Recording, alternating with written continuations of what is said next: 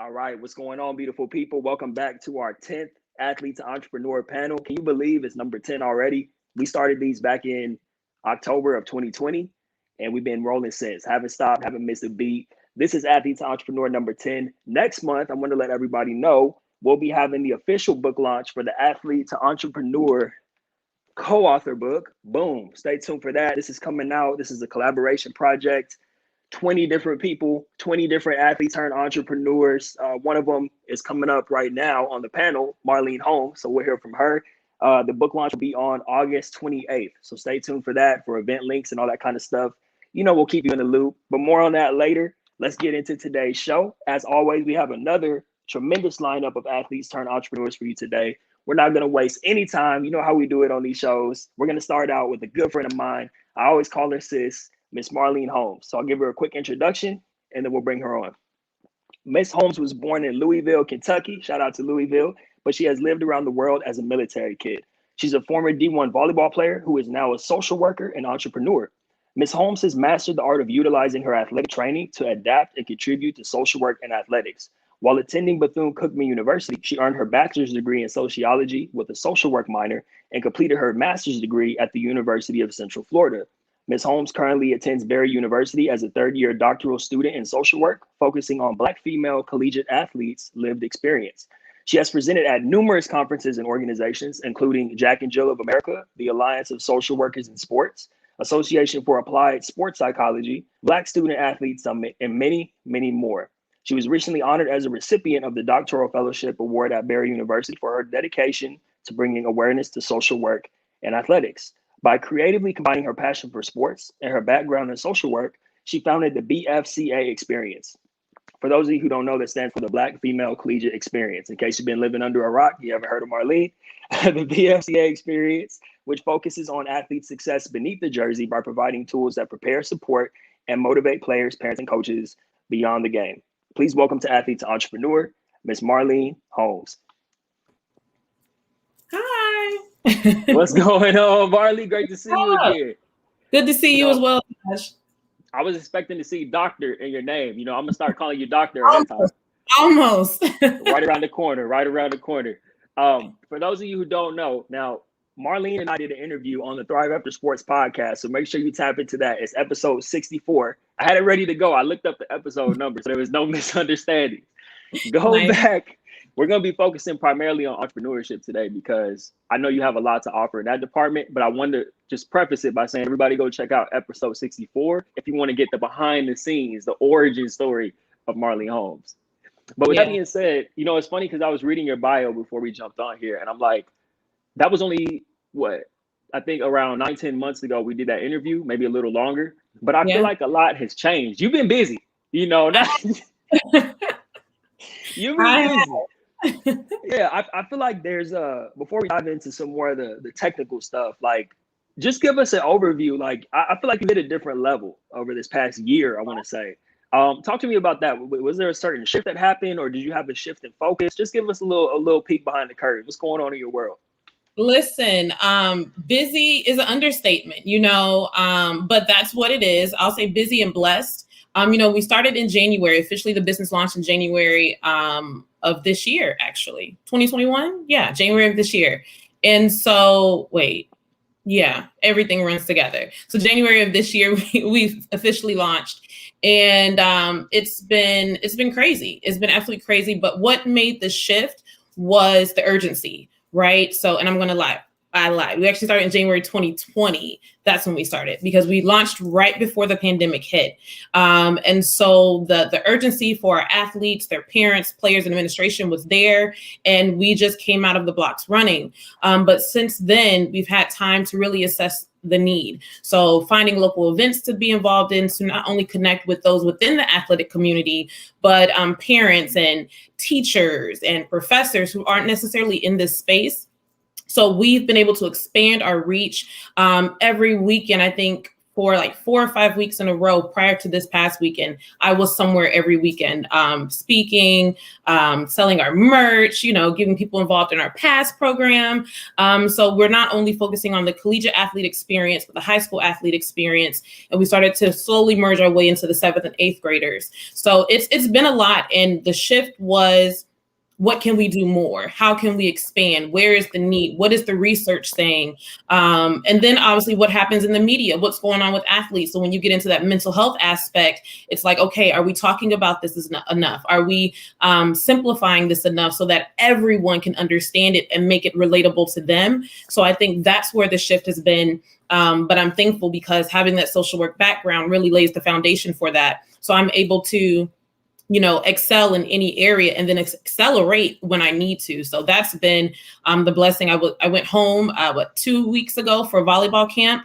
So also I've been thankful to get outside of Florida and network. So a lot of it's been virtual, right? We're connecting with people out of state, but our brand really is nationwide. So that's been a big push that I'm not just here. I'm not just behind the computer. Now I'm out in the world.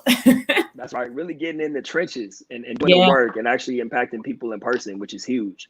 And I love that you're doing that. And you touched on something that I had to write down because I think just from a business perspective, I want to really paint the picture for people about how you did this. Now, your business is called the BFCA, the Black Female Collegiate Athlete, college athlete, right?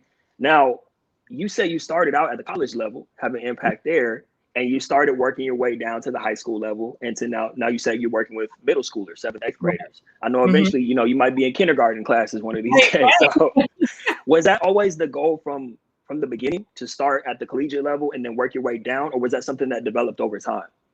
That's a great question. I think when you talk about entrepreneurship and the vision and the journey, for me, I have to be transparent initially. I believe in God. So everything that I do is guided in its prayers. So initially, yes, this is necessary. You've had the professional background, working in healthcare, working with all ages. But I always found the space for sports. I always found a space for teaching. So I've always had that. I just had to I now know that it took 10 years to develop those skills and those experiences, the hardships, and just the unexpected journey of life. So when I started, I knew that the brand, the BFCA experience, would throw some people off, because initially people say, oh, she only works with Black female collegiate athletes. But it's a great opportunity for that elevator pitch to say, hey, that's not what the brand represents, but what it represents is that this experience was me. And because of these intersections, I can bounce off and work with anyone, anywhere, based on my experience. So obviously the Black female collegiate athlete experience is me. It's what I know, it's what I do. But that journey has allowed me to work with all ethnicities, all ages, all genders, everything. And so once we got into this space, as a social worker, we say, meet your client where they are. And so if I'm meeting with a junior in college, that's talking about transitioning, but then I have a parent that says, well, my son is in 7th grade. I wish I would have done this a little differently. Or do you have this insight on what this journey is? That's what was happening. So I couldn't just stay boxed in. Also, I had to expand my team. A lot of the work behind the scenes initially, Taj, it was me. Appointments, phone calls, getting merch, designing shirts with my designer. Like all of this stuff was just me. But once we decided and God said, you need to create this PASS program, I said, there's no way I can do this. So I had to establish relationships and professional relationships and friendships with folks that are in this space, out of this space, and all over the country to say, yes, I'm an expert in many areas, based on what I do, what I've seen, but I had to find people that specialize in certain areas to benefit my athlete. So I basically went from a 1-person team to a 3-person team. So now we have 15 people, a part of our PASS program. So that was the expansion of the organization, and it will continue to expand. But I think as an entrepreneur, you have to be able to adjust and maneuver through this space, or otherwise you are going to keep yourself boxed in. And that's definitely not going to benefit your business. But also there's so many people that you can serve. You just have to be willing to grow with it. Yeah, I love that. And I love that the vision has organically grown over time. And that's something you really gave a great example of, because you had the vision, but it's one thing to have the vision. It's another thing entirely to go out and execute on the vision.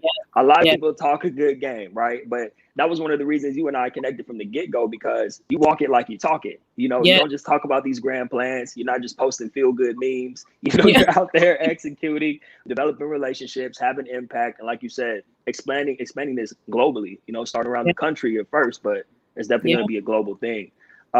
Something you mentioned that I want to take a deep dive into, especially for those who are aspiring entrepreneurs or maybe at this stage, you know, in their entrepreneurial journey, you talked about building a team.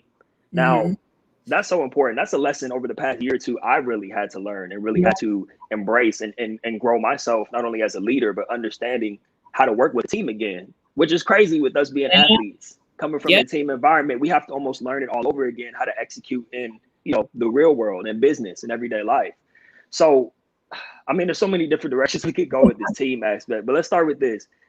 How does one know, okay, it's time for me to start bringing on people to support the movement? When was that decision made, and how did you reach that point?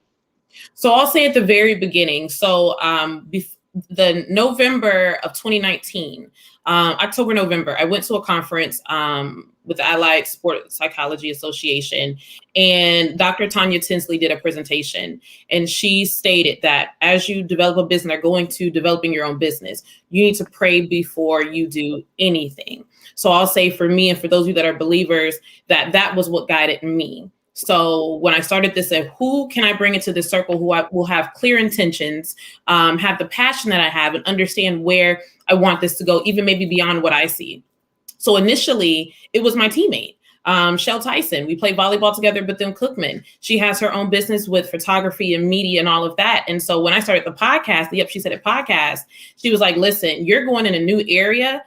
Let me help you, right? As an athlete, I didn't always, you know, ask for help. You just knew what you need to do to get the work done, right? Usually your coach would be the one saying, listen, put more weight, come into the gym. You need to do this in off season. And so sometimes you forget that people can't read your mind. So I'm thankful to have people in my space to say, let me come in and help you get to the next level, because I have a skill that you don't have, right? I don't edit videos. I don't do that. So she came on board and helped me with that and expand. And so that opened the door to make more connections. Then we'll fast forward with where we are now with PASS. So preparing athletes to succeed and soar. So that's our academic and athlete support program. So have I created programs and developed curriculum? Absolutely. Have I had to market and network and meet complete strangers and email and call people? Absolutely. But have I launched somewhat like a school?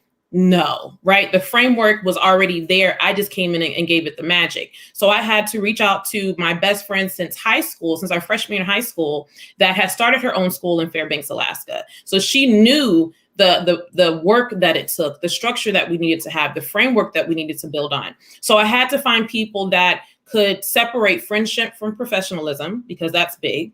And again, that would match the same level of energy and dedication that I have.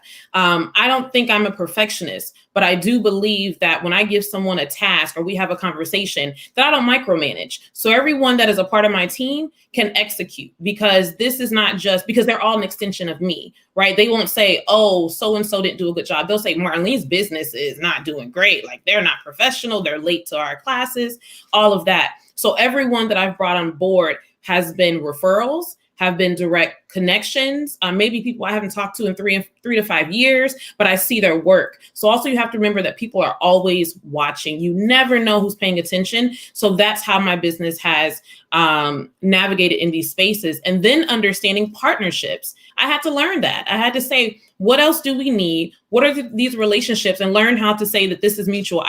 You can benefit from joining our team, and my company can benefit from joining your team as well. So you have to do your research in this area. You have to have relationships and mentors, because I just kind of came out of the block running. But again, I worked in corporate America for 10 years, right? So I had all of that experience coming before developing this business, and I still travel and develop curriculum for a major corporate company. So I don't want people thinking, oh, this is the only thing you have to do. No, you just have to find balance. And so for me, every single thing that I do, it aligns. Everything. There's nothing that I do that doesn't connect with the other, because once you find your passion, I know people, it's oversaturated, but it's real. Once you find your passion, everything will line up. So you just have to be intentional about it and the people you bring into your space.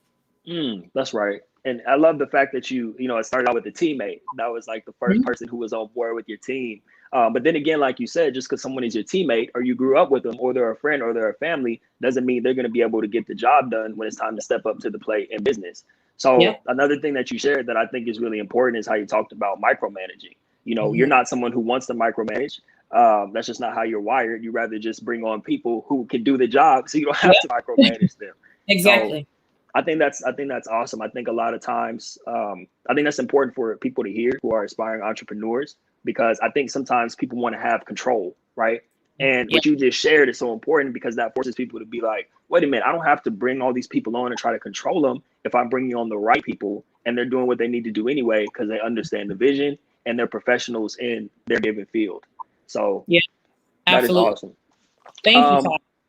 Yeah, of course. Hey, listen, I'm just holding up a mirror telling you what I'm seeing. You know what I mean? I was reading through this last night and I already knew your chapter was fire because I did take a sneak peek before it officially went to print. But there was a couple of things, I didn't even plan on this, but I was reading through it and there was just a couple almost like one-liners that I saw and I was like, I'm definitely bringing this up on the panel tomorrow. So I'm going to just kind of let this, because some of them are so deep, you got to let them marinate. I'm going to read it real quick and I'm going to let you just kind of explain. So you wrote, and I quote, this is future Dr. Marlene Holmes. You wrote, the challenge for us as entrepreneurs is understanding our journey of self. I'm gonna let that breathe for a second. What did you mean by that? That was a heavy hitter right there. I have not necessarily shared my entire journey with a lot of people. Only the close people know what I've gone through. But when I say journey of self, it's the up and downs, it's the insight, it's the experience, it's the mental health journey, it's the grief, it's the success, it's going into spaces thinking that you're not qualified, but still having to excel. It's the experience of the intersections for me of being a Black female in every space that I go to, whether it's going to lunch or it's going to a job, or it's going into a space where I'm the only woman, usually the youngest person in the space. So when I say journey of self, it's the chapters that you go through and acknowledging your success and the challenges. So sometimes I think we go through something and we want to dismiss it. We want to push it away. We don't want to talk about it. But the journey of self is the acknowledgement. It's sitting in it and it's growing from it. Once you learn how to do that, then you will be able to better serve yourself and serve others. In a short amount of time, I had numerous car accidents that were not my fault, by the way. Hit by a semi truck and a Tahoe on the turnpike here in Florida. Was blessed to walk out of that alive. So when I say journey of self, it's looking at what those moments, what they meant, what was I doing, where was I going, and was I intentional? Did I not allowing yourself to disconnect so much to where you're detached from that experience? And so, I'll use what Simone Biles has been saying, that she's like the twisties, they call it. And it means that your body is just not in sync. Your mind is not connected with what you're doing physically. And I think so often we walk through life like that. Our mind is doing something and our body is doing something else. Our emotions are pushed to the side and our mind is thinking, we gotta go. But once you get in sync, you will be able to have that discernment in those spaces that you don't need to be in, that's not helping you grow. Instead, that is forcing you to suppress who you are and where you're trying to grow to. And so that's the journey of self. It's just living in that moment, every breath, day for day, starting from as far back as you can remember. And I'll say, Taj, about this book, it was so fun to write, but it was an emotional journey that I really wasn't anticipating, right? Because I really had to go back and say, wow, from my mind now and look back to childhood and when I enter sports and say, wow, this is what I was thinking, this is what I was feeling. I didn't recognize that until, I'm a grown woman now. So I'm thankful that eventually those twisties went away and now my body is in sync with itself. And so that's also something for entrepreneurs to think about. Make sure that you are fully present and in sync, because what you can cause further injury to yourself, whether it's mentally, emotionally, or spiritually. So it's real. Yeah.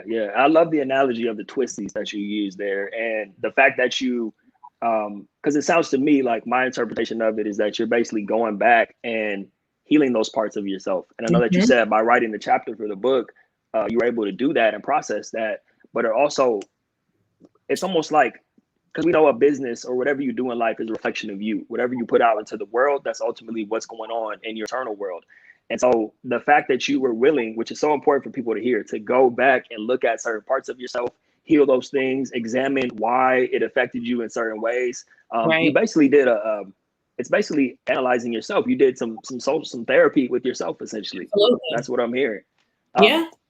Yeah, I think that's important for people to hear too, because it's not something that's really talked about enough. A lot of times it's great to tell people to go get help. But I think you can't beat going to get help externally, but also doing the inner work as well. Right. And if you pair those two up, you can't lose. So I agree.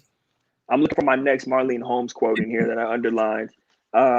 Okay, this one, I had to highlight this one because it definitely does apply to entrepreneurship and everything we're talking about today. You said, I had to prepare and believe in something that I couldn't provide. Oh, excuse me, let me start over. I had to prepare and believe in something that couldn't provide me an immediate outcome. I had to prepare and believe in something that couldn't provide me an immediate outcome. I mean, some would say that's faith, that. Right.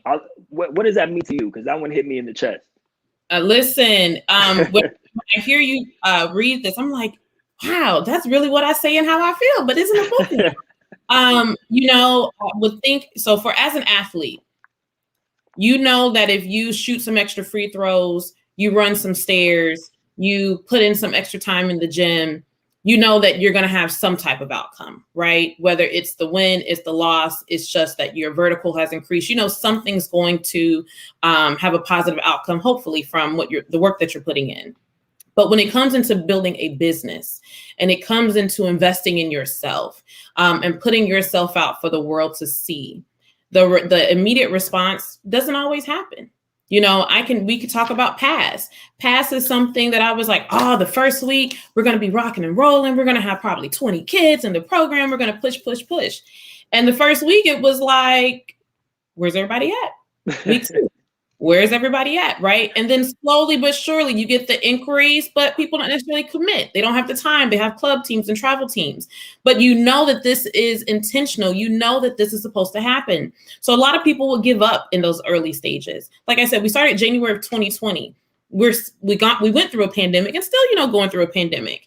And people are like, this would be a horrible time to start. We're not going to have the results. So it's just really about trusting the vision, because I didn't come up with this idea. So when you talk about faith and prayer, that's where it came up with. The title, the mission, the vision, value the athlete beneath the jersey, all that came through prayer, meditation, and faith. So if that is something that's coming from something beyond me, it has to succeed, because why else would it be given to me? So you cannot give up. I think about everything that I've gone through, and I think about all the moments that I should have given up. That just in human form, it's too much, right? Go on to the next. You're wasting your time. You could be putting in this. How many things I've had to say no to? How friendships have changed because I can't make it to every recital or every birthday party. And you naturally just want to shift into that. But I realize that this is bigger than me. And I understand that with social media and the instant gratification, that the world is just different. So the journey and the success, you may think people are getting it in a week, in 2 days when they go viral, which is very true. But are they able to sustain? Where is the longevity? Where is the business plan? So whether you get it overnight, have a plan, or you're building like me and you have a plan. So I think that is the biggest thing for me, is that it is faith, but it's not giving up, and know that it's not easy. Don't let anyone tell you that it's easy, because it's not. But when it is your purpose, it works out, and it's more gratifying, no matter what the ups and downs are. Yeah. You know what? I'm loving this, Marlene. And this is why I love having these conversations, because, I get to, first of all, these are reminders that I'm not crazy, right? I get to, I am crazy, but we'll say that for another conversation. But I love getting able to come on here and have these conversations in a public setting with people who are former athletes or forever athletes, as Cory Camp said. There you go. People who are forever athletes, who are now entrepreneurs, because there's so many things. Like, as you're sharing, I'm just like, yes, there's so many things. Something that I wasn't even planning on talking to you about, which you brought it up. You talked about, I can't make it to every recital. I can't make it to every birthday party. You know, I can't always be there for family functions and different things like that.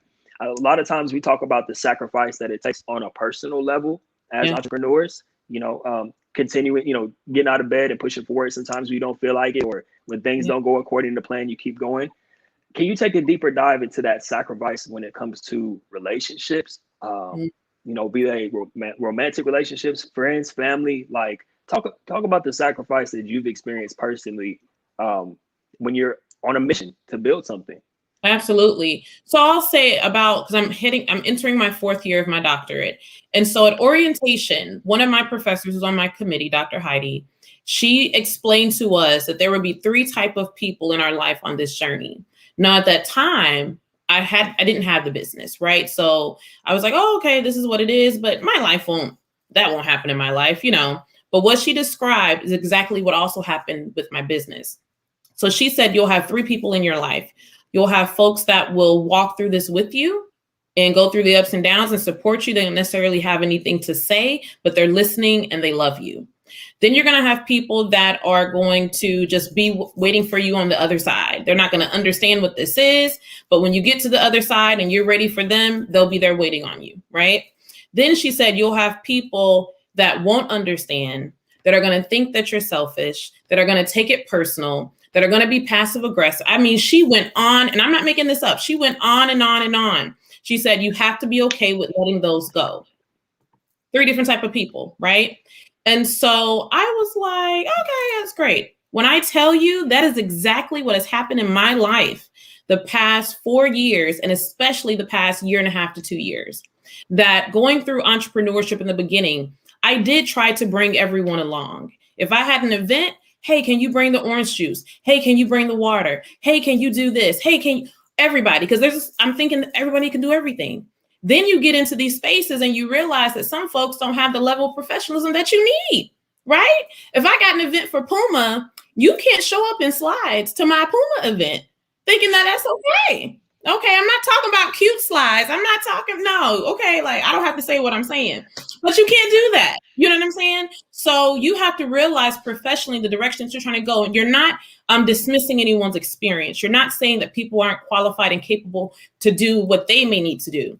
But in the space and opportunities that I were going into, it was a setback. It was a set up, and not in a good way. So as I'm going through this, I had to start to say no a lot. First, it was just no because of my doctorate, right? The papers, the reading, like it's unimaginable. So when I couldn't come to this birthday party or I couldn't go to this event, people were taking it personal. Well, are you really not coming to this? And you've missed everything.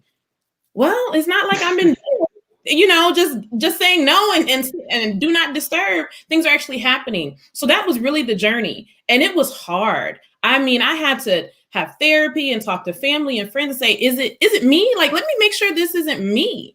And then when I realized that, no, it's me, but it's my journey. And so you have to be okay with saying no.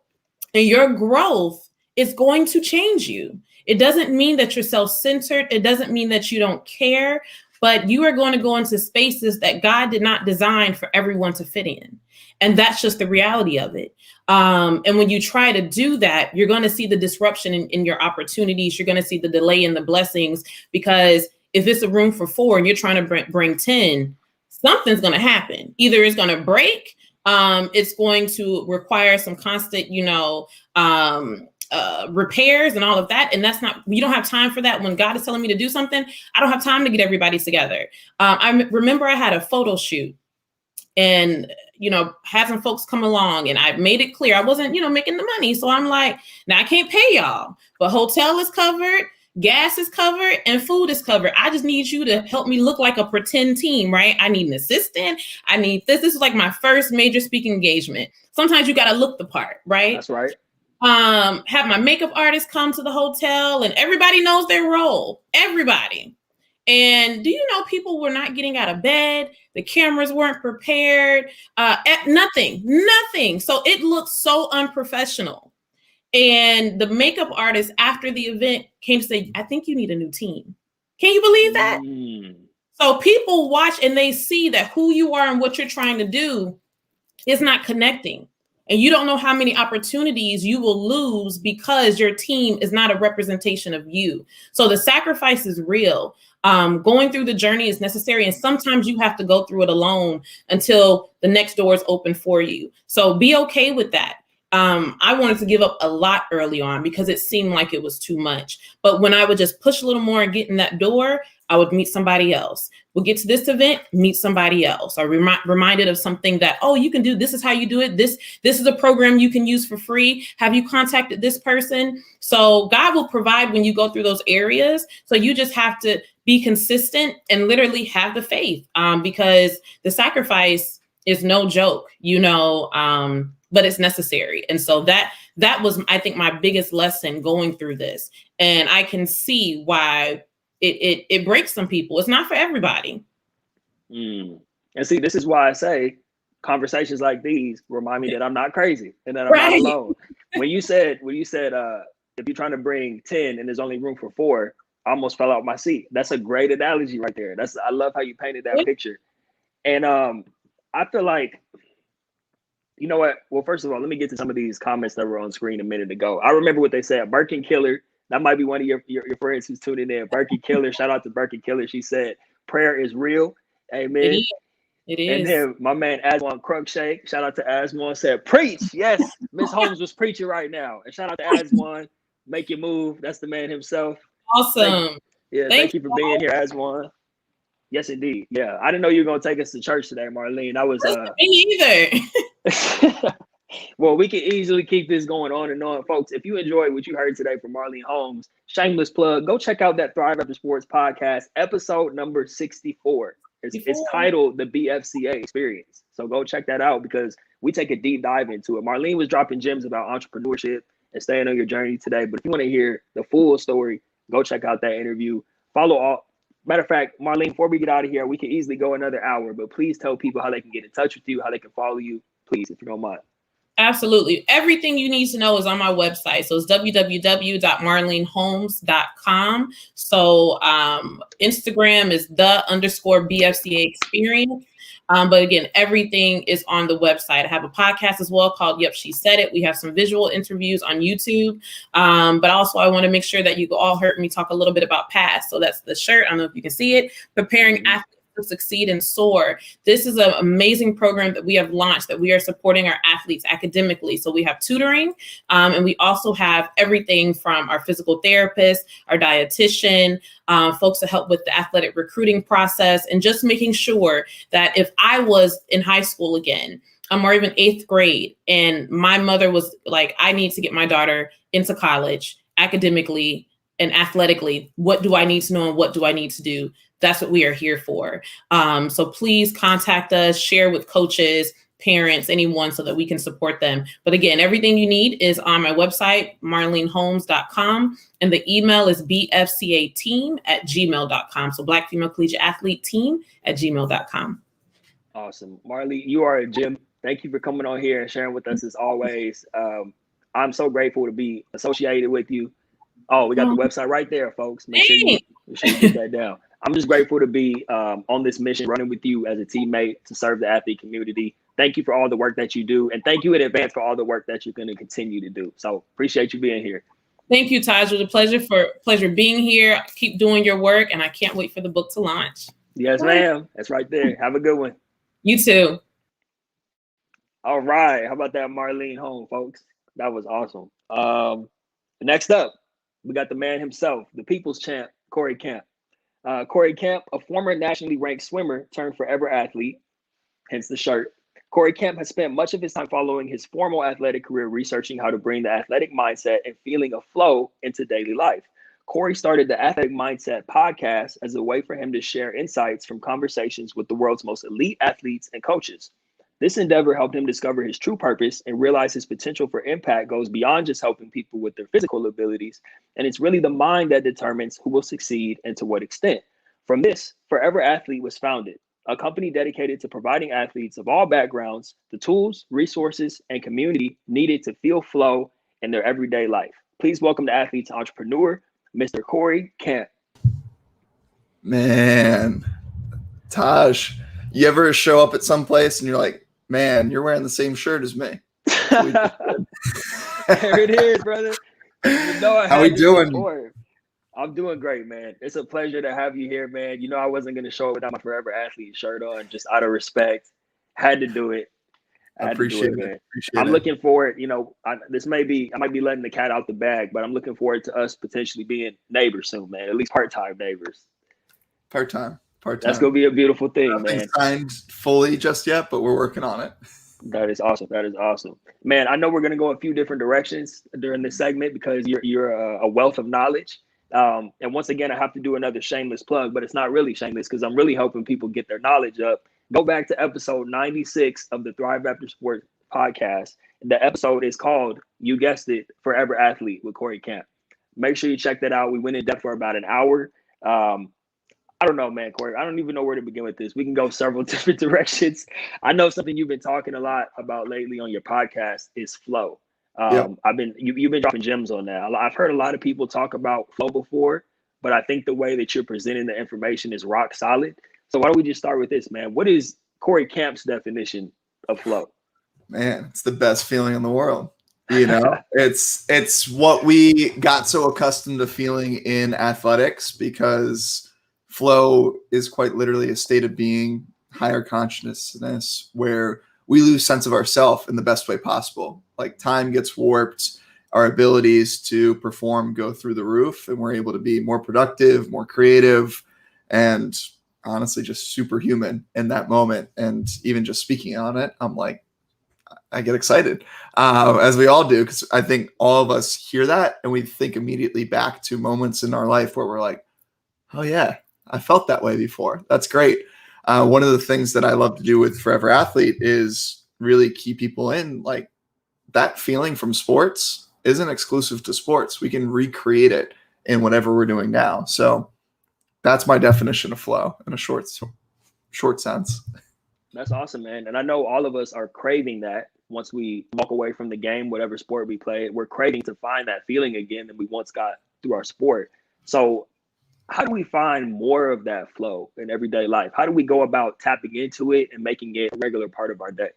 Yeah, two things. So first, we'll cover the four non-negotiables of flow. So we need these for all high achievers. We need them to perform. First off is sleep. So we need to have good quality sleep. Everyone's going to be a little bit different in that category, somewhere in that 7, 8, 9 hours range, probably. Then we're going to have a daily gratitude practice, which is huge. That can come in the form of affirmations. That can come in the form of journaling, whatever that may be for you. Again, it has to be specific to the individual.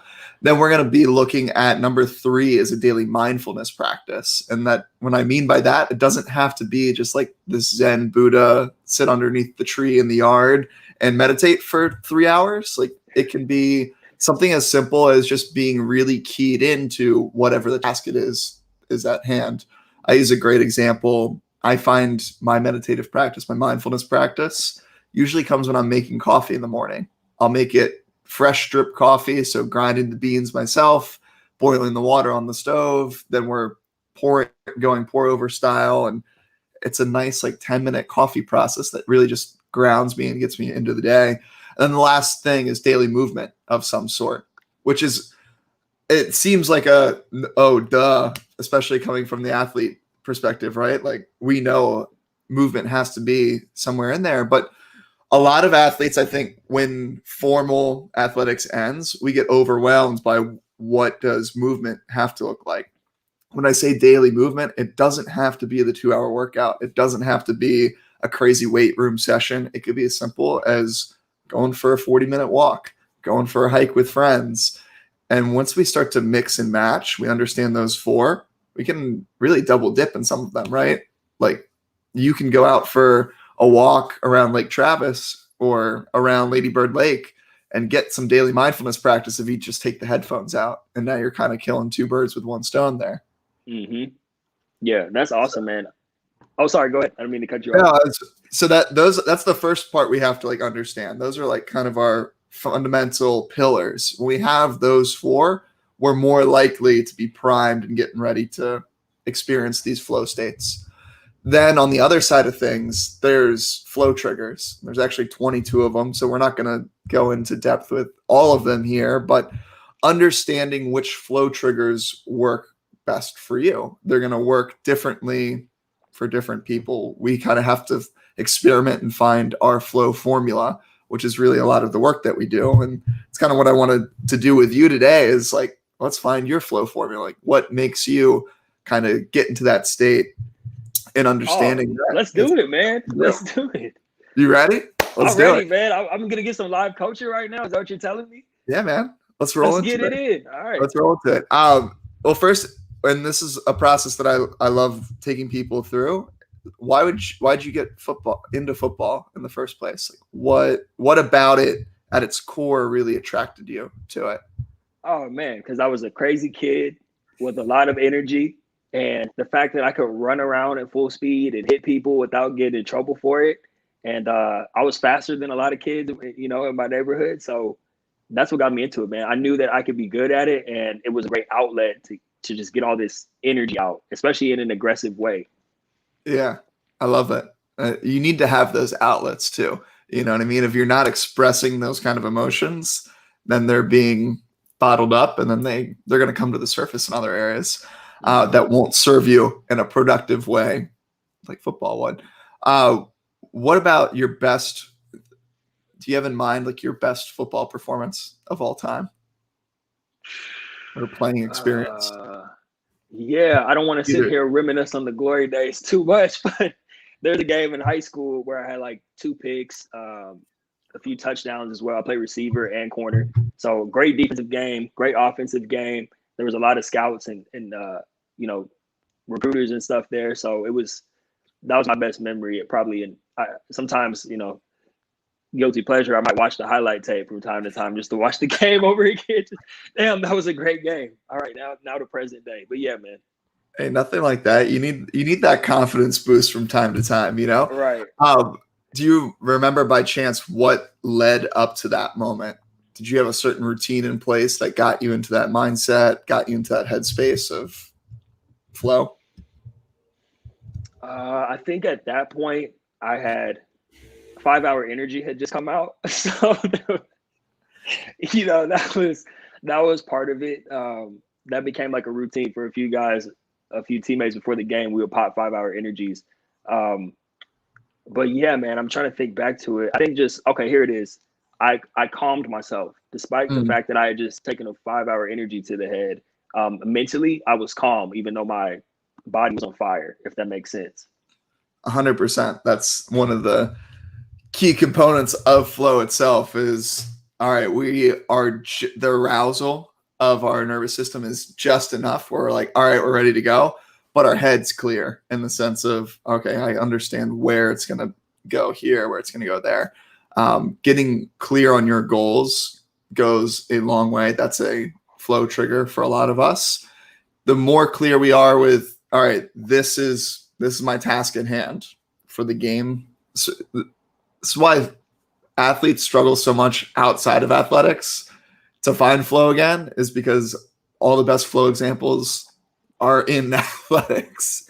Right. So it's like, all right, clear goals. Obviously, I have to score touchdowns when I'm on offense, and I have to stop the offense when I'm on defense. Pretty straightforward, plain and simple. Now you become an entrepreneur, and it's like, what are my goals every day? I don't know. So do you take time now prior to getting into work for the day to set up a system?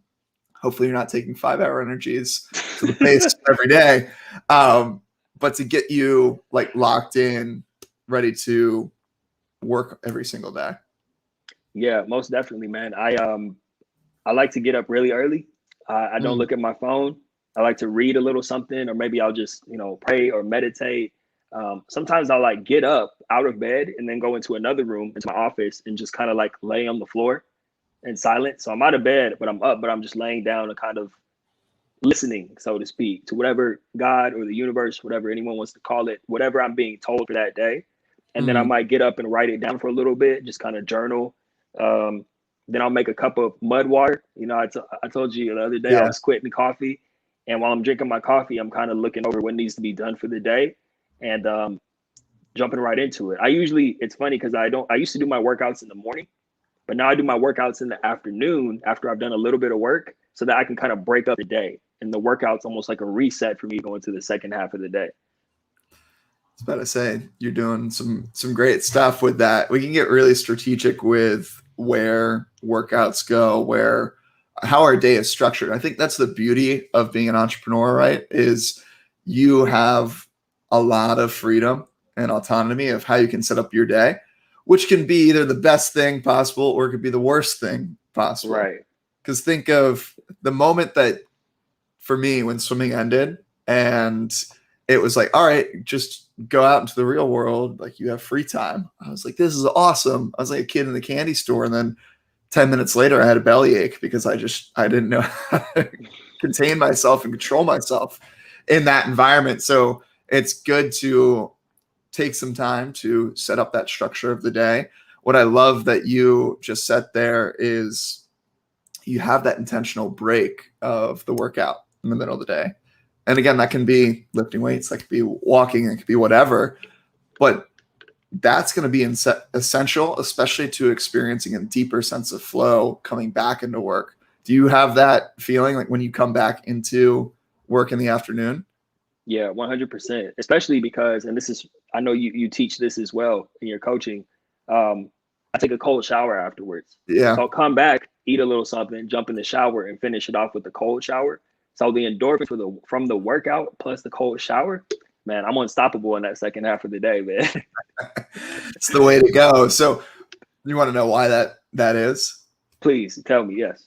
So flow comes in cycles. There's 4 stages to it. So the first one is struggle. Like, we need struggle to produce skill. So the fact that you're getting into the work day and maybe it's not flowing right away, that's okay.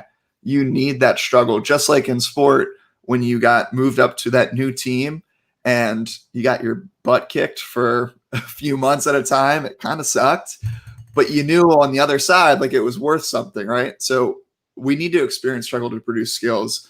And the second part is, all right, we need to take a little step away.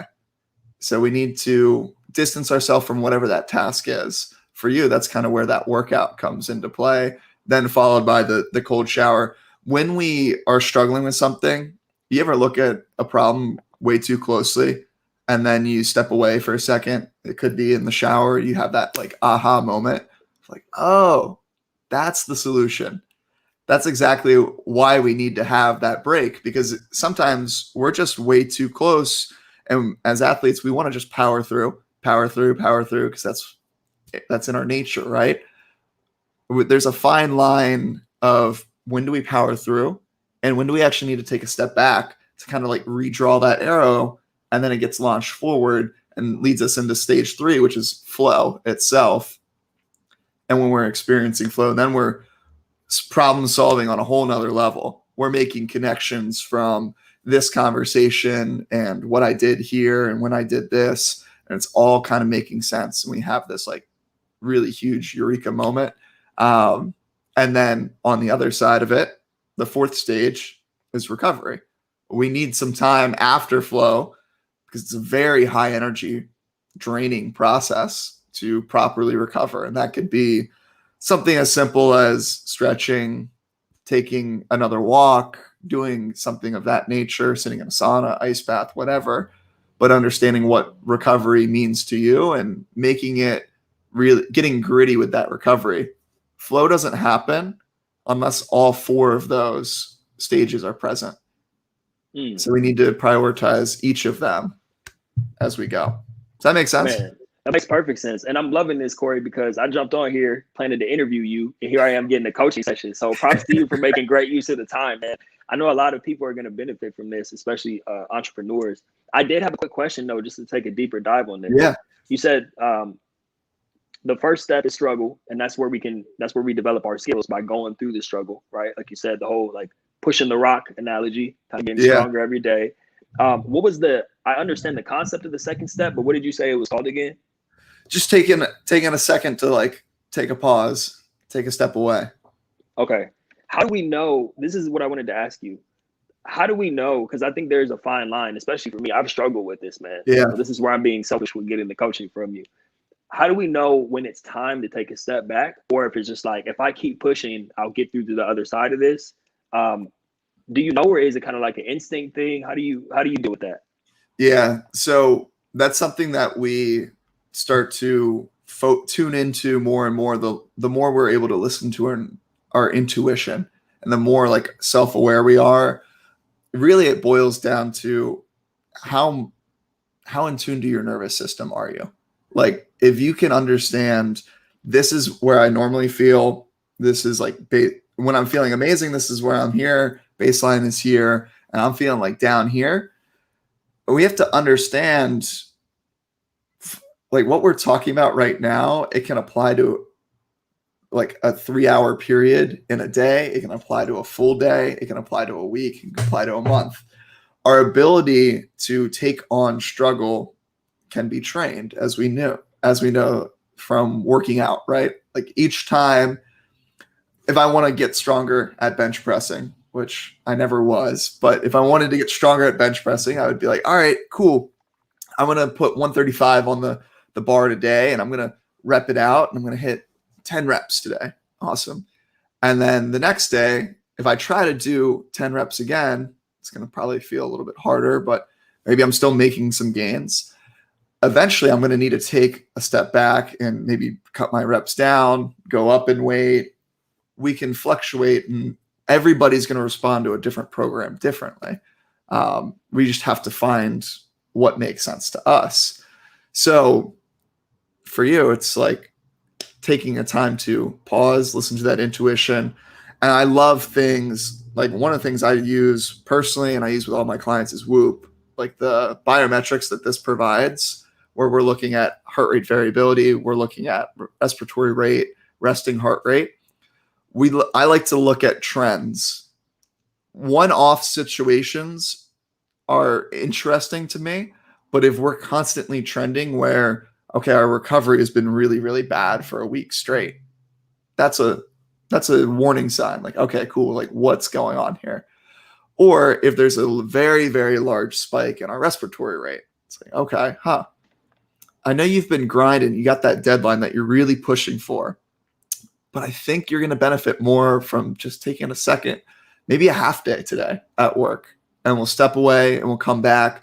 And I know that's the scariest thing to you when you're on a deadline, right? You're like, oh, I need to just work harder. I need to get this done, but you're not always working efficiently. So being able to be in tune to your biofeedback and having the just natural intuition to start to feel those things, then you can get into flow and can understand that line of keep pushing through the struggle or take a step back for a second. Right. No, that makes perfect sense, man. I think that, and what I love about the work that you're doing is how you've been able to combine. You know, we know as athletes, like, the mind and the body are one. And the fact that you're kind of using the body to teach mindset and the mindset to teach, you know, for some of your training clients who are actually working on their bodies. The fact that you've intertwined the two, I think it's really cool. You're like a scientist, man. I love your approach. Like, you can tell you've done your research. My degree is in exercise science with a concentration in exercise physiology. So I've always been fascinated with how the body responds to physical stimulus. But over the years, I've just become more and more fascinated by how does the body respond to mental stimulus and what is going on in that sense. I'll give you an example that's really been like crazy impactful. We love meditation, right? I know you said earlier you have your prayers and your meditation in the morning to kind of get into the day. And I think meditation is great. I think it serves a purpose. But at the same time, is it totally practical for real life? You know what I mean? Because if you're driving your car down the road and someone cuts you off, you're not going to have time to be like, I'm going to pull to the side of the road. I'm going to meditate and just like bring my heart rate down. I'm going to become calm. And no, you're going to be pissed off. You're probably going to try to make some irrational decisions, and that's not productive either. So what I've come to really love is using physical stimuli and stressful environments in a controlled setting to help people train that nervous system response to the real world. So an example is like I have an ice bath here. I love cranking that thing as cold as possible, like under like 38 degrees or so. And I'll put my Whoop Live on so I can see what my heart rate's doing. And I'll notice I'll pop in and it's an immediate shock to the system. It's no different than the car cutting you off. And my heart rate spikes. It goes well over like 120, 130 because the body's just in shock. It's just dropped into this really cold environment. It's more or less going, WTF is going on here? And then the training part comes, okay, well, let me see where I can take my mind to a certain place. What can I think of? How can I breathe? And once I find that out, I can see my heart rate now goes back down and actually goes lower than it was before I was even in the ice bath. So now I'm even more of a clear headspace. It's when you're running around the football field and you get, run into hit, and then you come up and you're like, all right, I needed that. Like I needed that hit to like lock me into the game. You know what I mean? Before this, I was kind of running around. I was thinking all these things. It's like when they throw the quarterback, a freshman quarterback in the national championship, like Trevor Lawrence a few years ago, they throw him drop a few short pass plays to get his confidence going. And he's like, okay, cool. Like we're really here. We're doing this thing. Otherwise, his head's all over the place. We can use controlled stress to do that on a daily basis.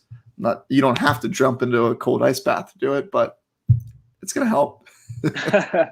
Yeah, man. I love that. Thank you for using a football analogy. So it really stuck with me because you're so right, man. That first contact in the game, it just eliminates all the butterflies. It goes from, palm sweating to like, okay, boom, there's that first impact. And it's like, okay, I'm here.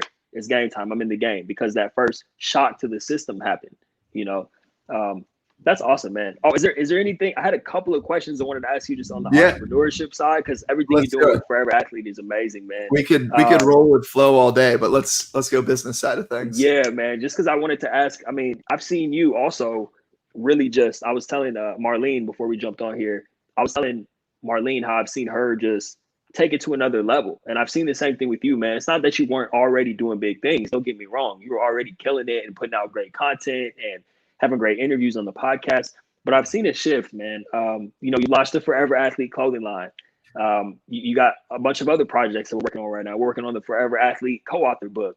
I just feel like there's a sense of urgency that is evident in everything that you do. So I have a two-part question. The first one is maybe I'm just imagining it. Maybe it was always there, but is there something that sparked that? And then the second part is like, big picture, where are you going, man? What are you up to these days? Like what's the next big frontier for you and for Forever Athlete and everything else you're up to?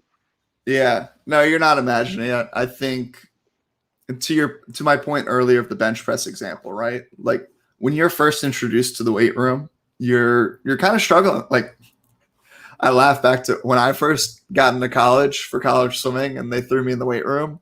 I was not benching the bar. Like it was embarrassing. Girls were squatting more than me. I was like, man. But over the course of time, you're able to take on more and more of a load, right? And then all of a sudden people look at you and they're like, damn, Taj, that's really impressive. You're throwing some weight around. Like you're a strong dude. Entrepreneurship's the same thing. I think tomorrow will be a year to the date that I left my full-time job and started doing this full-time.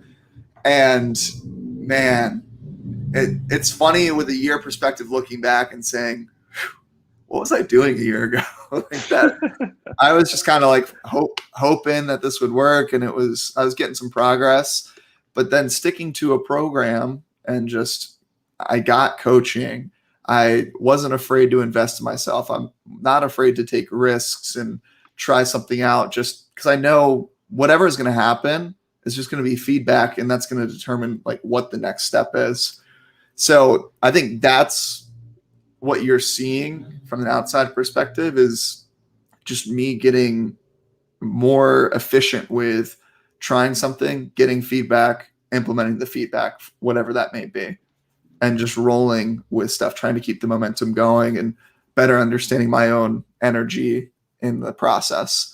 And then as far as where I see it going, I'm super excited about it. What I've really been building here in LA is a conscious community and resources for people to come together and just connect through how we connected, just our shared experience, and provide a space where people are like, hey, look, you're up to cool things. I'm up to cool things. Like, let's collaborate.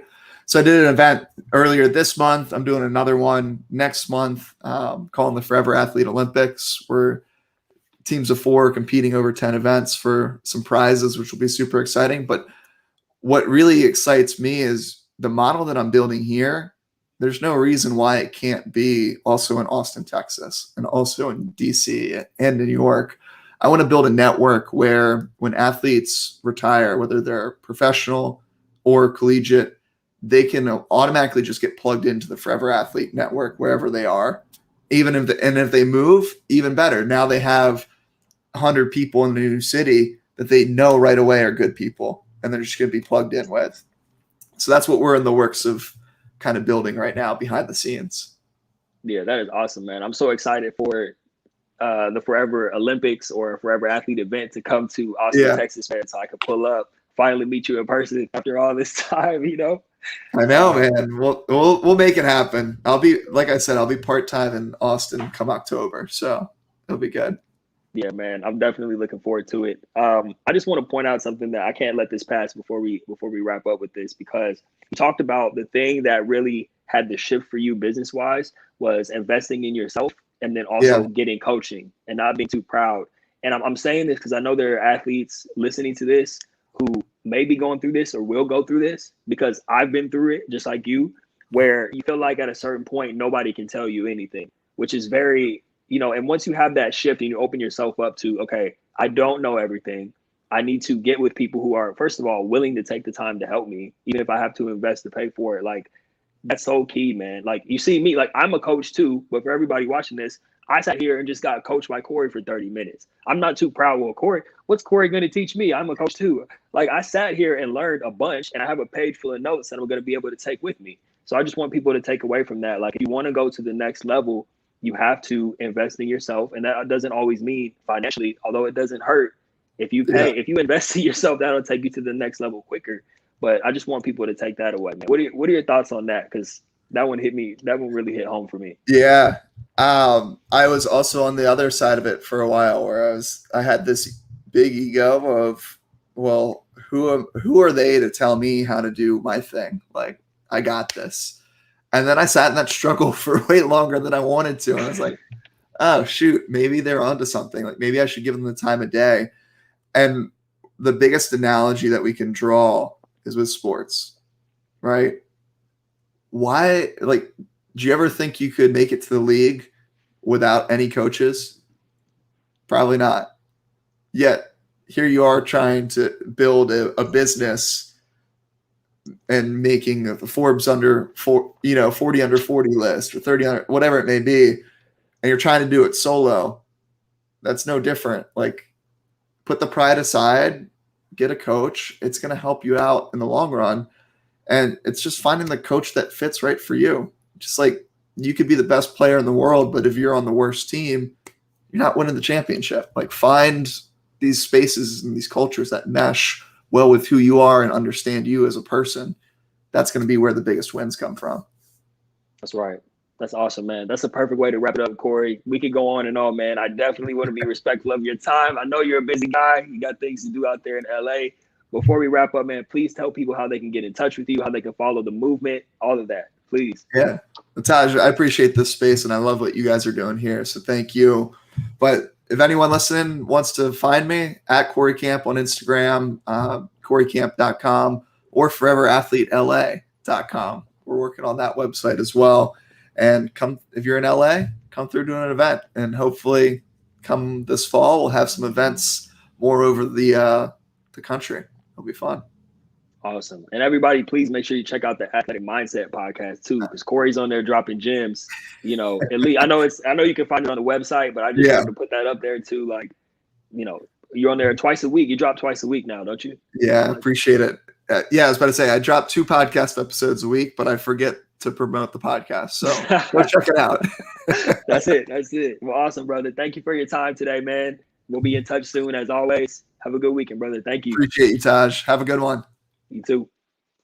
Awesome. Cory Camp, folks. Forever Athlete. Make sure you get the merch too. Next up, my guy right here, the IE Zone. Alan Kehinde Aragbaye. Hopefully I said his name right. I've been working on it. Alan Kehinde Aragbaye is a personal development coach who has assisted basketball players at all levels transition into retirement. After playing 2 seasons at Northeastern University, he transferred to American International College, where he made all league honors and led his team to the NCAA tournament.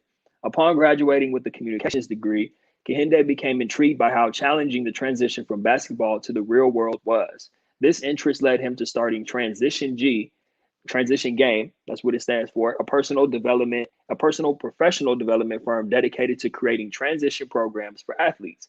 Understanding firsthand how much athletes must sacrifice to compete at the college and pro level, Kehinde has made it his life's mission to ensure basketball players are able to achieve their hoop dreams while also being prepared to transition after hoops. Please welcome to Athlete to Entrepreneur, Alan Kehinde Aragbaye. My guy, Taj, bro. How you doing, man? Hey, what's up, brother? Good to see you, man. You too as well, man. Thanks for having me. Of course, man. By the way, before we get into this, backstory, I have the gear, right? I had this whole thing planned out, man. Listen, you got to hear me out on this. I had this whole thing planned out where I was going to do like a wardrobe change after Cory and put the shirt on. And then I realized I've been wearing this so much, and I actually wore it to hoop yesterday, that it's musty. So I didn't want to have the musty shirt on underneath and be sitting here smelling myself. So I'm like, you know what? I'm just going to go ahead and hold it up. But everybody, make sure you go get the gear. Yeah, most definitely. And I want to say, too, not that I'm trying to do a commercial. You know, I just support the homies. But I will say the quality is tremendous. Not only are the designs dope, but the quality is A1 because I've been working out in this almost every day. So make sure you go get the gear. We'll talk about that at the end. Yes, sir. Appreciate you for supporting, too. Thank you, man. Absolutely, man. I just want to say, man, it hasn't even been a full year since we connected. And already just I'm excited about what the future holds for some of the things we're going to be working on together, man. We got some stuff going on behind the scenes. We'll keep hush for right now. Out of respect. Yes, sir. But I want to dive in, man, because I don't even think you and I have talked about this. Can you just talk about the tail end of your basketball career? Like, did you have, I know every athlete has aspirations to make it pro, but what was the transition like for you? I think that'll be a good jumping off point for us. Sure, man. I had aspirations to play in the NBA. I'll definitely say that.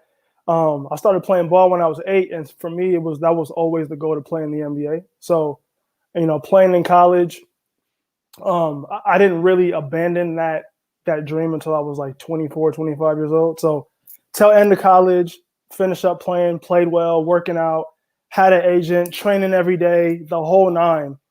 And had some offers to go overseas, and just a couple things just didn't really work out. But as a hooper, like, you still hold on to that dream. Like, it's just so hard to abandon.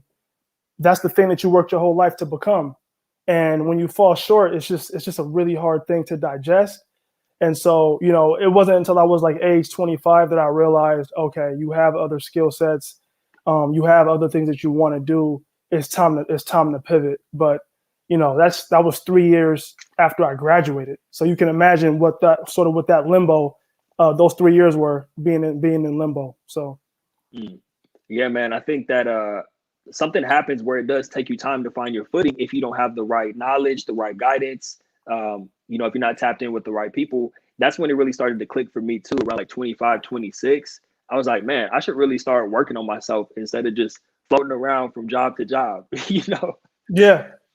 Like in that 3 year period after college, when you were trying to figure it out, what were some, I guess, you know, we can talk about challenges that you had internally, but also what were some challenges as far as like getting your footing in the business world or the professional world? Yeah, I would say for me, you know, I was always a great student. I always had a plethora of skill sets, like growing up, you know, things that my parents instilled in me, things I learned in school. All those things I sort of always had. So that wasn't necessarily my problem. It was just more so realizing that you have these skill sets and that it's okay to let go of this game that's really taken over your life. for me, it was 17 years. So, and part of what I do, there's a model I teach called the FIRM model, and it's basically a 4-step process of transitioning that we believe all athletes should basically implement. And there's 4 things, and this is and creating this model really was a response to really the miseducation, I believe, is what's going on in college basketball. Players are not being groomed to succeed after sport. I'm sure you can attest to that, being a football player playing at the college level. They're not being taught the real world things that can really allow them to succeed after sport. And then the second part to that is, if they're being taught it, they're not really afforded the opportunity to take real advantage of it, given the demand of a college schedule. You know, playing basketball at the college level, bro. Like, there was times where, you know, we had events going on or academic things happening, but our schedule was so busy, we didn't really have the opportunity to take advantage of those things. And so for me, it was about creating a model that, in spite of this demand and schedule, in spite of the miseducation machine, I like to call it, what are some things that we can teach these kids that they can implement now that will prepare them for life after sport? And for me, it was the FIRM model. And the first pillar of that is F, which is financial literacy. There's no way you can succeed in this life after sports in the real world if you don't understand finance on a very basic level, how to build wealth, right? The second part to that is E, which is starting the process early. That's something that I think a lot of athletes just don't really understand. You know, you come up playing the game you love. For me, it was basketball early. I played at age 8, and you get indoctrinated into this game, and it's fun. It's beneficial. It keeps you out of trouble. Playing sports is an incredible thing. But when you grow up believing this is the only thing you can do, right? When you grow up believing that it's the NBA or bust, I mean, there's real consequences to that when you're older. And I just don't think we're beginning this process of the transition early enough. And the problem to that, and I'll take the words of Kobe Bryant, rest in peace, if you're trying to figure it out at the end, it's too late. It's too late. So that's the second pillar, starting the process early. And then R is replacing your passions. This is, to me, is one of the bigger points, is because, I mean, you know, again, for me, I was always, writing was always a passion of mine. And of course, we have a book coming out. We'll talk about that later, I'm sure. I was always drawn to being a writer. So that's something I really invested in early on. You know, I would blog, I would do certain things like that. So I was always developing that skill set. And so I always knew one day I'd be an author. I always knew one day this writing skill set would manifest in my life somehow. But I found that a lot of athletes don't really have other passions. They don't replace their sport with another passion that they can actually fall back onto. And then last is mental health. That's a big thing right now. And I want to also talk about some ways where when you go through the transition, and, you know, I faced mild depression, I faced, you know, anxiety, I faced low self-esteem, all because this game that I identify with exclusively was taken away from me, and I almost had nothing else to fall back on. So it was really, really big to sort of find ways, healthy ways, to deal with that mental health piece. And so that's the last pillar. So the FIRM model for me is really the 4 core ways for an athlete to properly and successfully transition. Yeah, this is awesome, man. I definitely want to come back and revisit, because there's so many gems that you just dropped just with the FIRM model itself, and we will definitely circle back to that. But I want to take another peek behind the scenes, man, because you started talking about some of the mental health challenges that you were dealing with. It's great that you came up with this concept, but my thing is, like, you actually started executing on it to have the impact on people. See, and that's the thing that I appreciate. And that's why I have so much respect for the people that I invite to come on these panels, because you could have just been like, okay, these are some things that got me through. I'm okay now. My life is good. You know, I'm where I need to be. But you decided to reach back, put the time in, build an infrastructure, and then start really getting it out there in front of people. So can you just walk people through, you know, especially for the aspiring entrepreneurs who may be on the line, what was the moment where you said, this is what I'm going to do, this is how I'm going to do it, and then to stay consistent and actually continually execute on that through time? Can you just walk through Absolutely. that? Yeah, absolutely. Listen, man, I'm going to be completely honest with you. Entrepreneurship is not for everybody. I'm not going to go on here and act like everybody should aspire to be an entrepreneur. It is not easy, but I will say this. If you have a worldview that you believe matters, if you've identified an issue in the world that needs that needs fixing, a problem in the world that from your viewpoint hasn't been addressed. If you believe you have a purpose and that there's a way for you to impact lives, that's the prism in which to, I would say, pursue entrepreneurship. That's the way I'm pursuing it, right? If I didn't have this like burning desire in me, I wouldn't be doing what I'm doing. Like, it's a lot easier to go get a paycheck, get paid every 2 weeks, right? Like that's and there's nothing wrong with that at all. You don't want to, because it's hard, and there's a lot. Listen, it's going to be financially impactful, right? Your energy, your time, all these things. But to go back to your question, when I realized that, one, this was my purpose, like this is my entire basketball journey, and we can talk about that another time. Like, I went through a lot through this game of basketball, some good, some bad, but the main thing is all of it shaped me to the person I am today. And I look back like, man, like here I am, 25, 26, both parents in the house, good head on my shoulders, was a good student. And I was going through this mild depression. I was going through this low self-esteem. I was going through all of these different things. And I can only help but imagine how many other kids were going through that or were going to go through that and had no idea that this was going to be coming their way, right? So I started to figure out, well, what was my process? How did I get here? How do I begin to pivot? And I started to realize, okay, if I can create this, if I can make my experience into a process, that's when I can reach back and be able to teach the next generation step by step how to transition. And so, but yeah, man, I would say purpose and that passion. If you don't have those two things, entrepreneurship probably isn't for you, in my opinion. Right. Yeah. And I love that you prefaced all of that by saying that it's not for everybody. And then too, the fact that you touched on, it really should start from a place of, this is something that I see in the world. This isn't an issue that I want to address. This is something that I feel like I can lend my skill set to, because, and this, I'm preaching to the choir, but for anybody listening, I think a lot of times people, when they hear entrepreneurship, they're just like, man, I want to be a millionaire and drive a Lambo. I'm just looking for the quickest way to get to the bag, not understanding that how you start is how you're going to finish. So if you start out on I need some money, you're going to burn out quickly when the money doesn't come right away, and it's not going to come right away. So the fact that you shared that, bro, the fact that you're talking about really tapping into solving an issue and taking your eyes off of yourself, looking at who can I impact with this work, like, that's what keeps you going when you don't feel like it, or when times get hard, or when money's low. It's like, man, if I don't keep pursuing this, then those people are not going to be helped by this work.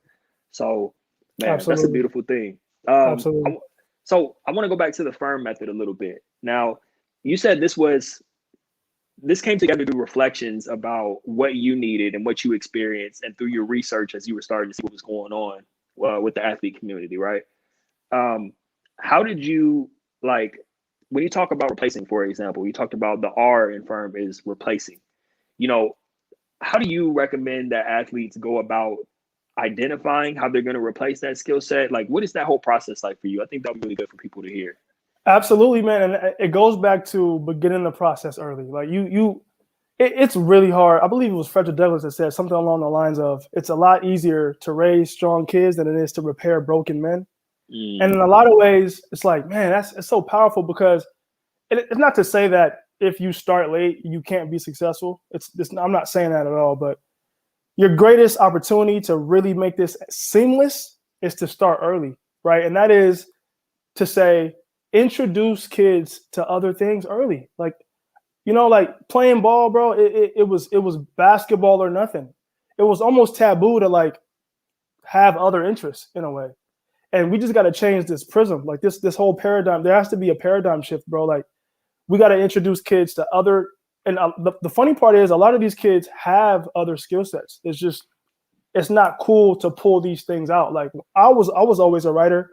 I used to get made fun of for like just writing, like on airplanes, going to games, or in hotels. I'd work on that stuff in my spare time, and it was kind of like my teammates would like look at me kind of funny, and it was like, dang, like we got to change this mentality, bro. Like, at the end of the day, the ball has to stop bouncing someday. And when that happens, will you be in position to exercise some other skill set that you should have been developing the past 10, 15 years? You know what I mean? So for me, it's one of the things I like to do is introduce, whenever I'm working with the kid or a client, I like to strip them of their basketball prowess or whatever sport they play. Like when you walk into this classroom and we're jumping on a Zoom call and we're having this conference, you're not an athlete. For this hour that we're meeting, none of your newspaper articles or your rankings, none of that matters here. We're focusing on you, the person, not the athlete. And it's uncomfortable. It's weird. A lot of players don't get it, but I'm more so investing in what you need, not what you want. Like I'm not really concerned with what you want. You may not even know what you want yet. So I want to pour into you what you'll need and what your 30-year-old self or your 25-year-old self will be able to look back and thank you for. So introducing kids to other areas that they may or may not have an interest in, trying to pull out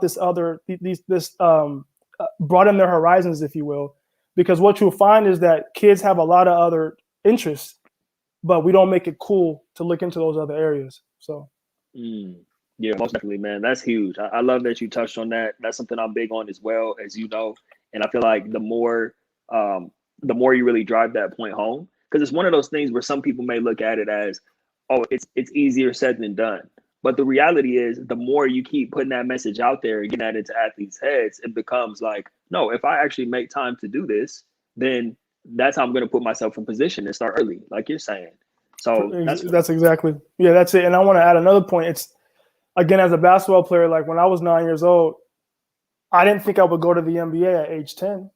I always knew if I worked hard this year and a little harder the next year and a little harder the next year, by the time I was 19 or 20 or 21, I'd be good enough because of all of that work I put in those prior years to one day be in the NBA.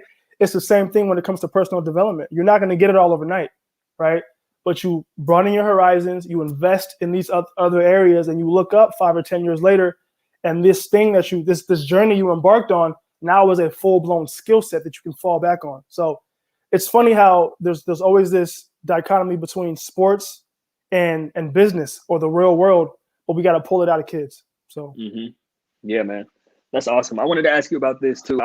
At first I was going to keep it under wraps, but you kept talking about how you're a writer, and we won't talk about the name or anything right now, but you are in the process of working with Self-Published in 30 Days, which I have the honor and the privilege of being able to, assign the team to it and everything. So, this is an exciting time for me because I just look at once this book comes out that you're working on right now, it's going to be a game changer for so many different reasons.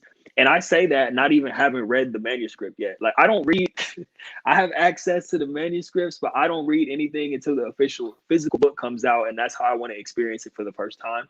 But just knowing you and knowing what you're about and seeing the messages that you push out on social media, I know the book is going to be a game changer. So what I wanted to ask you was, aside from being a talented writer, what had you decide to go ahead and take the step forward to be like, you know what? I want to reach people. I want to reach my audience and get this message across in the form of a book and becoming an author. I'm going to tell you, you're my guy. So I'm going to tell you the full story of how this whole entire thing came to me. So I was in Australia, 2018, having a vacation just with a friend. And I was in an Uber. We were going to Bondi Beach in Sydney, Australia. If you ever get a chance to go, beautiful beach. And I was talking to the Uber driver, and he was asking me about just how it is in America and what I did and all this stuff. And I'm like, yeah, I used to play basketball and stuff like that. And he was, oh, what do you do now? And I was at the time, doing medical sales. And he was like, oh, well, how did you get into that? And so how was the transition? We just started asking me a lot of questions, and I started talking about it, my own personal experience. And then he was like, yeah, it must be hard for like a lot of guys to like do that. And I was like, yeah, it is kind of hard. And then he was like, you should write a book. Ha, ha, ha, ha, ha. And I was like, just like that. It was like this aha moment. And my friend and the driver they started laughing because it was a joke to him. But in that moment, I was like, I should really write a book. And I literally, I got home, dude, it was August. I got home. It was like September 1st when I got back. That day I started writing. And I believe 100% that was God giving me my purpose in that moment. And the funny part is I always knew I would write a book. But as you know, being an author yourself, you can't write a book if you're not inspired to write. You have to be inspired to write. It's one thing to be good at writing. It's another thing to have the skill set. But if you're not inspired to put out an entire, piece of literature, it's not going to get done. And that's why probably so many authors start books, but they don't finish them. So for me, that was the moment that this book concept came to me. Even the entire brand of Transition G, it began as a book. And as I began to write, it just started to scale and grow. And I realized like this is an entire movement. So needless to say, the book is coming out. Obviously, you know about that. I'm really, really excited to have that out because that's, in a lot of ways, that's what's near and dear to my heart, just as an art piece. And so the process is going great, man. So, yeah. Man, that's amazing. That's crazy how it all came together just from an Uber ride. Everybody in there, everybody else in the Uber is cracking up, laughing. You should write. You're like, wait just a minute. I'm like, whoa. Right. That's crazy. And I love how you said that book essentially became the foundation for everything you've done with Transition G. It's like, I always say, well, I don't always say, this is something I recently realized. I forgot where I heard it. But life itself is like waking up every day and reading the book, but also writing the book. Like you're the author and the consumer of your own book. And so that makes me think to like how crazy that came together for you, where the book that you're authoring essentially is becoming your business and you're building both at the same time. It gets deep, man. I think that's really cool. Just from a technical standpoint for any athletes on or aspiring entrepreneurs on the line, I should say, like, how did you even begin? I know you started writing the book, but when it came to the business side of things, and obviously you've done a phenomenal job with the branding, which I still need to get a consultation from you, man. I'm a book sometime. You just send me the invoice. Got you. Phenomenal branding with everything that you're doing. Like, where did you even begin once you were like, okay, green light, I'm going forward with this? What was the first step? Good question. And I think the first caller, Marley, you guys talked about that. You gotta have a team, bro. You gotta have a team. And that's one thing. It's one thing I knew I would need. And the funny thing about that, even having a team, because the first thing you think about is, well, how do you pay people? But I'm gonna be honest with you. Here's a little secret for all you aspiring entrepreneurs. When you are aligned with your purpose, when you really are tackling something that's meaningful, a worldview that matters, you will be shocked how many people want to just be a part of that, right? Not to say they'll work for free per se, but you can structure situations where you have help that's cost efficient. And so I would say, the people who I have around me believe in my vision, right? I'm the visionary of this company. They believe in what I'm doing, and I have people who help me out, like in areas that I'm not the most versed in, right? So structuring a business, you have to know how to run a business, right? You talked a little bit about the branding part and social media and content creating and all that. That's a whole other world that I was not really into until I realized it's the digital age. I need to put out content to drive the brand. So I have people who I've been able to work with, and the amazing part about the entire everybody I work with is that they're all people who I have in my phone. Like I wasn't going out outsourcing anything. This is my immediate network. And that's the other thing. When they say like your net worth is your network, that it couldn't be more true. Like starting your phone, literally, if you're looking to build a team, go through your call log. It could be people you haven't spoke to in 10 years, which is one of the cases for me. I have a friend who I literally haven't spoke to in a decade, but we crossed paths again when he saw what I was doing with TG, and he reached out, and we're working together now. So having a team, you're not going to know everything. You do need to be prepared to play multiple positions. Definitely. That's what entrepreneurship is essentially. But, areas where you're not that strong, like look for folks who are strong in that area. Everybody has a skill set. At the end of the day, it's all about making your business and the vision and executing it, even if you have to relinquish a little bit of power in certain areas. So, yeah. Yeah, man, that's sound advice right there, especially when you talk about just start with your contacts list, like just open.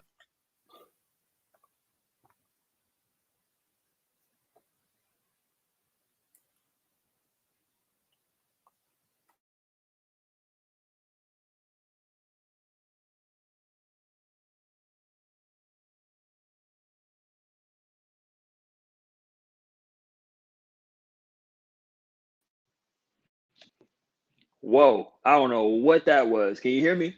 Yeah, you good. You know what's crazy, man? That happened on the last panel towards the tail end. It's something about like I don't know what that was. But anyway, That completely just threw me for a loop right now. I was like, we good, what just we happened? good. Yeah, we good. But yeah, man, I think that the advice that you just gave right now is so strong because it doesn't have to be super complicated. Like you said, it's as simple as just opening up your phone and being like, who can I call on, or who has a skill set that I don't have, or who can lend their expertise. And then, like you said, with you being the visionary and having like the right people will gravitate towards that and want to help you, especially, you know, when it comes to, because you mentioned compensation, right? And I think the people who are like, well, how much am I going to get paid? Those are the wrong people to begin with, you know? And the people who get it and see the long-term vision, like, okay, I want to do this because it's the right thing to do. And then Right. also keep it in the back of the mind, if you really believe in it, as time moves forward, you're going to get taken care of. That's 100%. just, yeah, that's just the law of, what do they call it? It's the law of words of Traction, wisdom maybe? by something. Yeah, a law of, oh my goodness, reciprocity. That's what I was looking for. Oh my, that's a big one. That's The law of huge. Yes, sir. Yep. Yes, sir. Man, Absolutely, so, man. and shout out to E. Adako. He says, My words boy of wisdom. Manny. Yeah. Nancy definitely dropped some gems. Nancy Aragbaye definitely dropping some gems. Yes, indeed. Yes, indeed. Man, this is okay. Who we got there? I'm gonna let you go with that name, Alan. Who's that, Al bro? Davino. That's my guy. That's my guy, Vinny. My guy, Vinny. Yes, sir. Yes, sir. Everybody showing love. Let's go. My touch 16 says, "Let's go." You got the crowd going wild right now, bro. Everybody's loving the gems that you're dropping. Yes, indeed. Let's do this, man. I want to talk about the future of Transition G, man. Like, what's TG looking like? I know you have a grand vision. Let's just talk. We could talk like immediate future or just 5, 10, 15, 20 years down the line. Like, in your mind, what does that vision look like? Listen, man. I don't even know if ambition is the word. Like, it's such a big it's colossal what's inside of me, bro. And like, I see this completely revolutionizing the game of basketball, like completely, because again, and this is the driving force for this whole entire company is the following statistic, that 99% of college basketball players won't go to the NBA. Like, it's such a big stat. People know it. We don't really drive it home. And it's not to kill dreams or to say who's going and who's not going, but it's to create this paradigm shift of athletes who are using the game to pivot as opposed to being used by the game. So for me, it's like the 99%, like, you know how many people that is? How many players that is? Like, that's an entire culture of sport. So I just see personal development being as important as player development, right? I envision a world where like athletes are literally graduating, right? And they're financially literate, right? They're prepared to pivot because they've given this period of their life thought for the last 5, 10 years. It's very different when you've thought about this moment, basketball being over, for 5, 10 years, as opposed to like graduating and then trying to fit. It's just very different. So I just see a whole generation of athletes being educated with the right type of information where they can successfully transition and making personal development cool. So the sky's not even the limit, bro. Like, I really wish I could put it in the right words, but honestly, like, with the ambition that I have in myself and like the work I'm prepared to do, it's changing an entire culture. That's phenomenal, man. And the great part about it, man, and that's the thing that excites me, is that you're already doing that. You know what I mean? And so it's just going to continue to grow. And I'm excited to have connected with you across paths and that we're working on projects together. It excites me, man. And like I was telling Marley earlier, it just reminds me that I'm not crazy. It's other people thinking like me. It's other people really out here executing. So I'm honored to call you a friend and call you a teammate in life now on this mission that we're both on. And definitely appreciate you giving some time today, man. Before we get out of here, we could easily go another hour. Matter of fact, I will have you back on, especially once the book comes out. We'll do a solo episode. We'll take a deep dive. But for the time being, man, before we wrap up, please tell people how they can get in touch and how they can support the movement, how they can get the merch, all of that. Absolutely. So I got the website going on right now. That's transition-g.com. Instagram, you can follow me at TransitionG. And I'm also on TikTok. For those on there, it's Kehinde, KEHINDE_TG. So appreciate you, Taj. Yes, sir. Go get the merch, everybody. Yes, sir. Make sure you follow this man. Appreciate your time, brother. You have a good one. You too, brother. All right, man. Talk to you soon. Yes, sir. Awesome, folks. Well, we thank you for spending some time with us today. This has been another great Athlete to Entrepreneur panel. As always, I want to thank Self-Publish in 30 Days, a one-stop shop for all your publishing needs. If you're thinking about writing a book, make sure you visit selfpublishing30days.com. Thank you, Dana Gunn, our Director of Programming, for making this thing run smoothly. We will be back next month, like I mentioned, for the official Athlete to Entrepreneur book launch on August 28th. So stay tuned for details on that. All these great people have written a chapter for this book. Many of them have been on the Athlete to Entrepreneur panels in the past. So we definitely encourage you to go check out some of those. A lot of great people dropping gems. This event is also brought to you by, you see it behind me right here, Thrive After Sports, my first solo book project. Make sure you go check that out, helping athletes dominate the game of life. I want to thank the panelists. This has been another phenomenal panel. I'm excited to having connected with these people, and I love all the work that these wonderful people are doing. And like I told everyone on here, I'm honored to be associated with them and to call them teammates. So with that being said, thank you all for being here with us. Everyone has a great Saturday. We'll see you next month. Peace.